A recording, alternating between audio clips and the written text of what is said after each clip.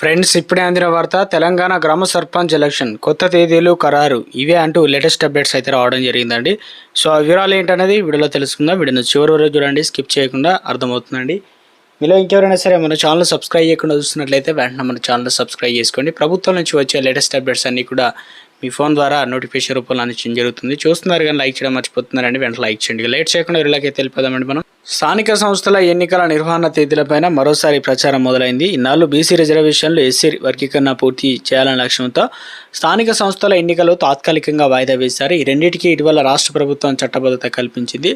అసెంబ్లీలో BC SC వర్గీకరణ బిల్లును ప్రవేశపెట్టి ఆమోదించారు.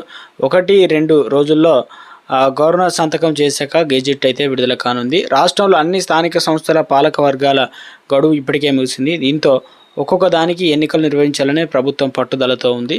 రాష్ట్రంలోని ఏ స్థానిక సంస్థలకు పాలక వర్గాలు లేవు. వచ్చే ఏడాది జనవరిలో, ఫిబ్రవరిలో జిహెచ్ఎంసీకి సైతం ఎన్నికలు నిర్వహించాలని ఉంది. అయితే నేపథ్యంలోనే ఆ సమయం వరకు అన్ని స్థానిక సంస్థల ఎన్నికలు నిర్వహించాలని ప్రభుత్వం భావిస్తుంది. అందుకే జూలైలో స్థానిక ఎన్నికలు ఏదైతే నిర్వహించాలని ప్రాథమికంగా నిర్ణయించారు. మొదటిలో జెడ్పీటీసీ, ఎంపీటీసీ, ఆ తర్వాత సర్పంచ్, అనంతరం మున్సిపల్ ఎన్నికలు నిర్వహించున్నారు. ఇలా వరుసగా 3 రకాల ఎన్నికలు జరగనున్నాయి. ప్రధాని మోడీకి వినతి పత్రం. బీసీ బిల్లులపై ప్రధాని నరేంద్ర మోదీ కలిసి వినతి పత్రం ఇవ్వాలని ప్రభుత్వం నిర్ణయించింది. ఈ సందర్భంగా బీసీలకు 42% రిజర్వేషన్ కల్పించాలని కోరనున్నారు.